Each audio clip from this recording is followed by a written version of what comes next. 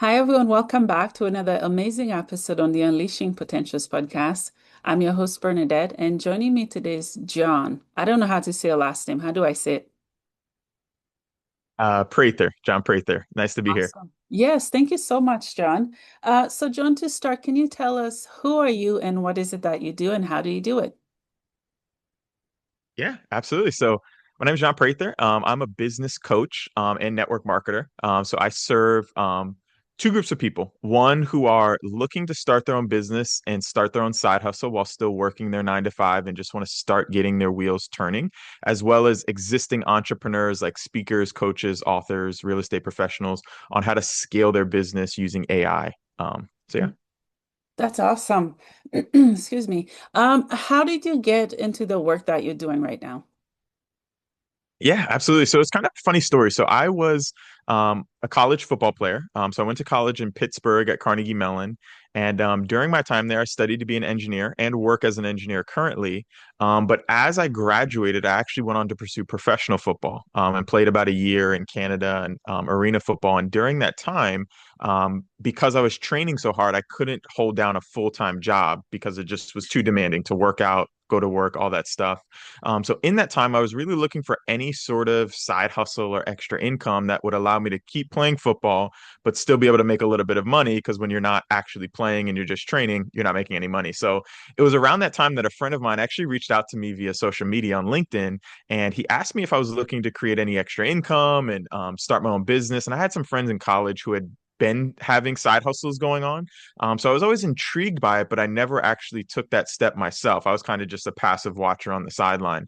But when he brought the idea to me, it really piqued my interest. And the unique part about it, because he had introduced me to the network marketing business, and it was interesting because the person who he had connected me with was an individual who was very, very successful. He had been financially independent for about 20 to 25 plus years at that point, and was willing to sit down and walk me through kind of how to do the same thing myself. So, naturally, eyes wide open, young, just out of college, very ambitious. I was like, man, like, I had always thought go to school, get a good education, get a good job. But it wasn't until I sat down with somebody who had that success that I was looking for, where I was like, you know what? Maybe there's more to life than just being an engineer and playing football. So it was at that time he had introduced me. Long story short, they ended up taking me under their wing, and he started to coach and mentor me on how to build an online-based business in the network marketing space. So selling products, recruiting people, building teams, and everything like that. So that was about 6 or 7 years ago now at this point. Have built that up, scaled that, and now I'm currently still doing that along with coaching and mentoring other entrepreneurs. So it's been a really cool journey, been a really fun journey. But yeah, that's kind of what got me into it, just having my eyes open to somebody who had been successful and was willing to actually sit down and teach me.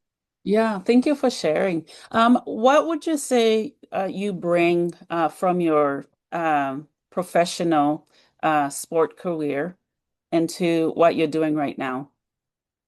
Yeah, absolutely. I would say the two top things that I've transitioned from football and professional sports to business now is number one is definitely priority management. So being able to identify what is most important, because especially now I work a job, I have a family, I have my businesses.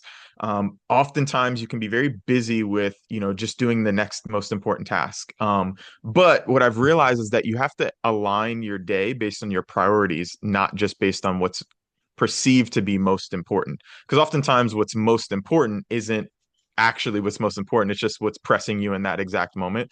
So that's something I feel like from football and sports was super important because as a college student playing football and even playing professionally, I had to juggle all of these things. I had to figure out, okay, how do I use my time wisely so that I'm getting everything done, but also not missing anything. So that's the first thing I would say is priority management. And the second thing I would say is discipline for sure. Most of the entrepreneurs and clients that I work with have some sense of discipline, but I've noticed that those former athletes have a little bit more just because they're used to the whole grind without seeing much result and then kind of achieving an accomplishment down the road. Most, working professionals, again, it's kind of like the whole 2 weeks you get paid, 2 weeks you get paid. We're kind of inundated with just instant gratification. So having that discipline and delayed gratification is crucial because again, in entrepreneurship, you're often working for a period of time with no tangible results. And then eventually you get a big breakthrough. And as an athlete, former athletes that I've worked with, we can typically see that a little bit better. Not to say that others can't, but I've noticed that athletes have that, kind of tick in them where they're willing to work a little bit harder for a longer period of time, without seeing the results. And then ultimately, as we've all seen, it's kind of like the floodgates just open. Yeah, yeah, definitely. I agree. Yeah. How would you say that the pandemic impacted your business? Yeah, so funny enough, the pandemic actually skyrocketed our business, specifically because in the network marketing and business coaching space, everything we did was online. So it really just enhanced it. Now, we did and still do in-person events, and there is a lot of value in that. But I noticed, especially around the pandemic time, number one, a lot of the prospects that I was talking to, they either didn't have a job or were locked into their house. So they were looking for some source of extra income to go after. So for those that I was coaching in network marketing, it was perfect because they had the time, they had the ambition level, and they had the desire. So we were able to work with them. And then in the business coaching world, there was a lot more people that were open to it because now their jobs were a little bit in jeopardy because of the pandemic. And then number two, the biggest thing I realized is community. A lot of people, I think, we all have our phones, and while it's connected a lot of us, it's kind of disconnected a lot of us from like true relationships. So being in a business and a community of entrepreneurs who are actually uplifting and positive and not negative, like most friend and family groups are, I noticed that there was a big hunger for that with the people that I sat down with. So the pandemic actually expanded and pushed our business forward, and it kind of challenged people to get a little bit out of their comfort zone. But yeah, so it was a huge boost for our business, which was great. Yeah, yeah. I think the pandemic also helped a lot of people reflect on what they really want in life. What is it that Yeah. they want to achieve? And there's nothing more painful than stillness and quiet for some people. I know Yes, for that's me, so it true. was incredibly hard. During that time, would you say you grew and you reflected on your mission and purpose in life? Oh yeah. Oh yeah, definitely. I would say that that's so true. It's because it's tough for a lot of people to sit down and actually kind of think and say, what do I want to do? I remember I can't remember this individual. I think it was Myron Golden or somebody on YouTube. He was like, the biggest thing most people think they think, but they don't actually think, and it's that sort of mindset where people are so busy all the time that they don't get the time to sit down and reflect. And I would definitely say absolutely during that pandemic time. And even since then, I've tried to continue to incorporate that because I did notice prior to the pandemic, especially as an athlete, business owner, working professional, it was always just go, go, go. I thinking back, like I can't even remember, like there was never really times where I was just sitting down reflecting. And I feel like since the pandemic, obviously, because I had so much more time, and now I've maintained that. Going for walks, sitting down, kind of thinking, praying, doing those things are critical because I've noticed that that's when I get my biggest breakthroughs is when I sit down and I think, okay, how is what I'm doing right now setting me up for the future? Not just is it working for me right now? Obviously, as a business owner, you do have to be practical in a sense of what is working, what's not working, but also kind of that bigger vision, like I was saying, if I can see something that maybe isn't working at this very moment, but I see the end vision, it's allowing me, I feel like, this reflection time to sort of connect those dots versus in the past, I would just be like, all right, this is, a net negative, activity. Let me cut it out and go do something different. And I noticed, like I said back then, I was so busy, I couldn't really think of new ideas. It was just kind of action, action, action. So yeah, absolutely. I feel like that reflection time is critical. And definitely since COVID, I've been implementing that, as I'm sure you have too. Yeah. Oh, definitely. Yeah. Found myself. That's awesome. Yeah. Um, what is digital marketing from your own perspective? And what do you notice that we are doing wrong and not succeeding at when it comes to that? Yeah, I guess for me, digital marketing is just, utilizing social media, utilizing the internet to market products. Traditionally marketing was, obviously you see a sign, you see a billboard, you see something out and about, you see a flyer or something like that, and then you go and, go to that event or that, business and purchase a product. But now I've noticed that again, everything's digital, everything's online, everything's on social media, just at the click of our phones. So for me, I feel like what I was personally not doing right, and I've started to transition now, has definitely been utilizing automated systems and AI to scale things out a lot faster with a lot less effort. I know prior, again, really the pandemic was kind of the linchpin to a lot of this. Prior to the pandemic, I mean, everything I was doing was very hands-on, very, traditional, especially in the sense of, network marketing, because that's what I was doing very, very heavily back then, and still do today. It was very traditional, just meeting people in person, connecting with them, having conversations, showing products and presentations, and it worked. It made money. But thinking now, utilizing more automated systems can get two, three, four times the amount of results with the same amount of effort. And for me, what I've been starting to transition to is utilizing funnels, AI, email marketing systems so that the follow up and follow through doesn't have to be super tedious. Because I know that was really where for me, I didn't like it that much. Or I would forget, or people would fall through the cracks just because I just forgot to reach out or I forgot to connect with the client. But now with some of the AI systems and automated systems I have, it's kind of on repeat. It's on it's automated for lack of a better term, where it's constantly connecting with people. And I've noticed that a lot of the people that maybe the business coaching or network marketing wasn't a good fit at the moment.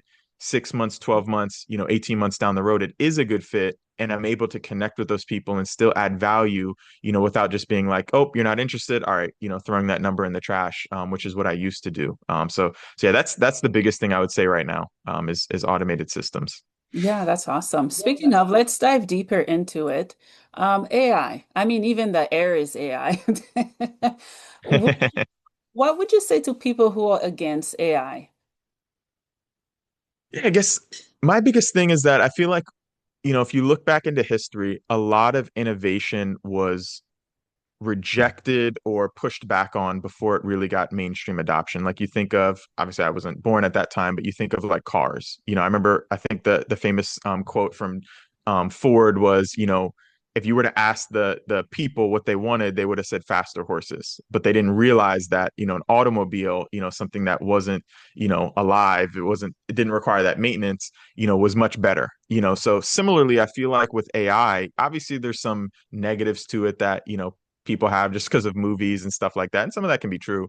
But I feel like the net positive that it's going to impact people's lives is tremendous. I mean, being able to take over tasks that people don't want to do, like I was saying, specifically as a business owner, I mean, what used to maybe take 4 or 5 employees, a social media marketer, an email marketer, a copywriter, a manager who just put all that stuff together. Now AI can literally be your one-stop shop. You can be a solo entrepreneur as if you had a team of 5 people and get the same amount of production out, which is going to drastically, for those that are creative and ambitious and entrepreneurial, is going to drastically scale their businesses so much faster rather than again, for those that fight it and push back, I don't really know what other route that they can go, but they're going to be behind the 8 ball in the sense of those that get started now are going to be on the cutting edge and be able to move forward. And actually, one of the things, and we might talk about this later, but I actually have a free guide, a plug and profit guide, which shows people how they can start to utilize AI if they've never used it before, to start their own online business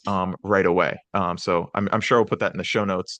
But that's something that I've kind of curated because I've seen that need in the market where they want to use AI, they just don't know how to use it. They're scared of it. They don't know how it can benefit them. But yeah, I definitely think it's going to be game changer. And those that get on the bandwagon now are going to have such a head start on those that just wait. I mean, even 6 months to a year. I mean, it's moving so fast now. People are going to fall behind very quick. Yeah, yeah, I agree. And it's probably even harder for older generations because everything is very fast paced. I'm having to catch up and I'm still learning to use certain stuff and I'm a millennial. What are you doing any type of other work that will help teach those who are sort of left behind, but not too behind, like the older generation, something easy Yeah, to yeah. understand? Absolutely, absolutely. So one of those is that plug and profit guide. It kind of walks through. It's just 2 pages. It kind of breaks down some of the basic overarching topics when it comes to using AI to help you with a business. Another thing that I do offer is one-on-one coaching, where I can sit down with somebody and show them, hey, how can you get started and start to implement it in your specific situation? Because it's different for everybody. Somebody who's looking to be a digital marketer and maybe help businesses scale their online website and web presence, it's going to be a little bit different than maybe an accountant who's looking to add more clients to their, book of business, or a financial planner or a real estate professional. It's all generally the same. You always have to generate leads, nurture those leads, convert those leads, and then ultimately continue that relationship. But it's a little bit different for different individuals. And if you haven't run a business before, you don't know those different nuances. But AI again is so powerful in the sense of, like I said, I provide that one-on-one coaching. But even for those who don't want to take advantage of the one-on-one coaching, one thing I've realized is AI is the best thing to teach you about AI. I mean, you can literally type on ChatGPT or Grok, like, hey, how can I utilize you to build out a Yeah, digital marketing business for myself from scratch? And it'll literally walk you through step by step. And again, for some people, they need to take it one step at a time. But I do notice that, like you said, some of the older generations who maybe aren't as comfortable, sometimes that human connection, like a one-on-one coach, helps, and kind of get that ball rolling for sure. Or even YouTube videos. I mean, there's so many out there as well. But yeah. there is. Yeah, yeah. What would you say sets you apart from other coaches? What are you doing different that other people may not be doing? Yeah, I would say, I mean, the biggest difference I would say between me and others is really that hands-on approach. I feel like with the clients that I'm working with, Mhm. we really get down into the nitty-gritty, like I said, into specifics, and not super high level. I do provide some high level coaching where it's just kind of touching up on certain aspects of their business, but most of the clients that I work with, we're getting down into specifics. What is the specific business that you want to build? How can I help you? And especially if those, again, most of the people I'm working with are side hustlers. They're working their 9 to 5s, they have a family, and they want to start to build an extra source of income, but they just don't know where to start. So for those individuals, it's kind of holistic life coaching. I mean, I don't really promote it as that, but it ultimately becomes that, where we're sitting down and we're talking about, okay, what is your career trajectory? How can this business fit into your career trajectory? Is this a long-term thing? Is this just something, hey, you want to, create a little bit of income so that you can pay off some debt, so that you can set yourself up for your future? Hey, investment wise, I'm big into personal finance. Hey, what are your investments looking like moving forward? So on and so forth, and even, other things like that. So for me, I would say it's kind of the holistic approach. For those that don't want to get too deep into it, we don't. But it kind of becomes somewhat of a life coaching. Even though our focus is business, extra income, scaling. Obviously that's the premise of it.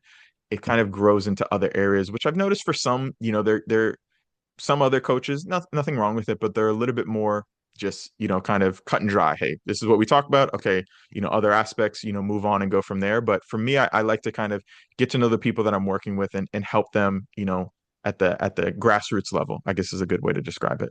Yeah, yeah, that's awesome. Thank you so much for sharing. What does your faith mean to you? Oh, it's everything. It's everything. I think over the past couple of years, especially with my wife and I, we've been, saved. It's been everything in the sense of it's giving me a lot of clarity, kind of like I was talking about with the reflection time. I feel like for me, prayer, reflection, when I do it the best or the most is when I go on walks. And I feel like for me, I guess the best way I can describe it is it gives me, it kind of gives you those opportunities to know what to take the next step in. I feel like for most individuals, they're so go, go, go, like I was talking about before, is that they're busy, and it kind of blocks their, brain from thinking of better opportunities because they're so busy on what they're focused on now. They don't think, hey, if I just were to tweak something a little bit, it would unlock so much more potential. So for me, my faith has played an crazy role, just in the sense of having more peace, not being so worried about what I'm controlling, but then also opening up my mind to new opportunities, and better ways of going about it. Because ultimately, the higher power, he's looking down. He could, move things in an instant. But if you're not ready for that move, or you're not aware of it, it just goes right over your head, and you miss an opportunity that could have potentially changed your life. So yeah, it's been everything, for sure. Yeah, that's awesome. It's beautiful to have that in your business. I think there's more purpose in it, if I may put it that way. Yeah, Yeah. more people can relate and be fed through what you're doing. So that's awesome. Absolutely. Absolutely. And even on that same topic, I feel like through business was the way that I got saved and kind of came to faith was, because of the fact that I realized again I was so controlling, and I feel like most entrepreneurs are kind of like that. Everything we just want to do it perfectly, and if we could do it exactly this way, it works out right. But I realized again, especially in I mean, certain businesses can be like that, especially if you're a solo entrepreneur, but especially in the network marketing space where you're working with other people, you're building teams, you have to deal with other people's personalities, egos, all this type of stuff. I Mhm. feel like what was holding me back a lot was I was trying to be so controlling, and it wasn't allowing for other people to kind of step in and be themselves, at least in my eyes. And I feel like my faith, it kind of took that weight off of my shoulders and gave me that peace that, hey, everybody's, in this for their own reasons. They know what they want to do. Ultimately, God is in control. And as long as I control my own controllables, everything else would take care of itself. And even if I try to take care of those things, I can't. Like a lot of things are just out of your control. No matter how much I worry about it, it's not going to change anything. So that faith, I feel like for me, took a lot of that off my shoulders where, again, even though the same problems, typically pop up, it's just like, you know what? There's nothing I can do about it. Let me control what I can control. And ultimately, a solution either pops up or I pivot to something different, just because I'm more aware of it now. Where in the past, I'm going to make this work no matter what, which, never works out, in the long term. Yeah, thanks for sharing. A few questions for Yeah. you as we wrap up. Is there any projects, anything you're working on you'd like to share? Yeah, absolutely. I think one of the biggest things, like I mentioned, was the plug and profit guide. This year, my goal is to help 5 to 10 new people create an extra $1,000 per month in their business. So whether you're an existing entrepreneur who's looking to scale to 4 and 5 figures, or you're a side hustler looking to start your own online business, I'm looking to take on 5 to 10 new people and help them start that journey for themselves or to scale from where they're at. And yeah, I'd say that's the main thing right now is I'm looking for more people that I can help and coach. Awesome. Where can people find you and connect with you? Yeah, biggest way I would say is clicking the plug and profit guide down below. It's going to walk you through how you can utilize AI and some of these automated systems we talked about from right where you're at to get started right away. Other than that, you can check out my website, johnprather1.com, or you can find me on all social media platforms at johnprather_1. Awesome. Last question. What is the meaning of life for you? That is a great question. I would say for me personally, I've kind of framed the meaning of my life moving forward in kind of 3 areas: freedom, impact, and empower.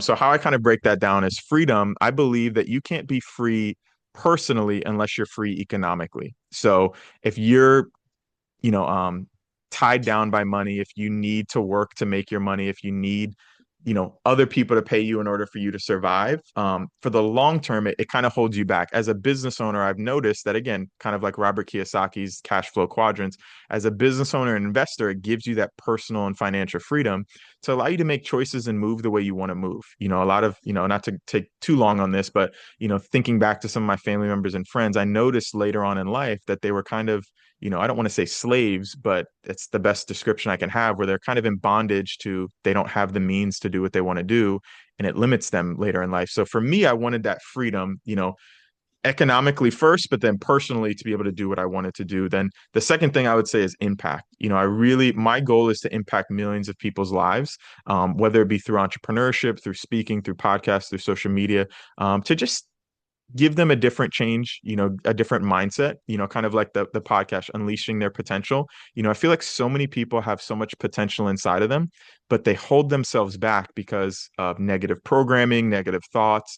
They just don't think that they're good enough. And Yeah. to some extent, again, there is some reality to that where it's like, maybe you're not good enough at this current moment, but that doesn't mean you can't grow and change and become better if you just put action behind it. So impacting people's lives in that way, and then kind of following up, kind of one and the same, but empowering people to live their best lives is kind of the last component to that is just kind of more of coaching and mentoring people, because impacting people, you can kind of speak, talk, and you'll impact somebody's lives, but empowering them kind of takes a little bit more of a relationship where you're sitting down with them, you're showing them maybe some of the things that they thought. Again, for me, just thinking back to some of the mentors that I came across, the mindset that they gave me, the books that they shared with me, the words of, advice and wisdom that they spoke into me empowered me so much to where now I can believe in myself and share it with other people. And it's kind of like that ripple effect, just like kind of like what Jesus teaches in the Bible, first you get saved and then you go out and save other people and, show them the truth. It's kind of in that sense, whether it be financially or whatever that calling is for you is, first you empower yourself and then ultimately you can go empower other people. And I truly believe that that type of a mindset will allow for a lot of the negative stuff going on in the world, to kind of come to an end if people are more focused on empowering other people. Again, that's a whole nother conversation. But yeah, that's, I would say, again, long-winded answer, but freedom, impact, and empower is kind of my meaning to life personally. And I feel like, for others, if they embody some of those characteristics, it'll probably add value to them. And they can find their own meanings as well. Yeah, awesome. Wow, so much power in your answer and your story, and also in what you do and how you do it. I can tell you're so fired up and you're passionate about it. Yes. And that is absolutely beautiful to see. I want to thank you for sharing your story on the podcast. Please come back anytime to share. And yeah, I appreciate what you're doing and how you do it. Absolutely. Thank you so much. I hope that this blessed some people. Awesome. You're welcome.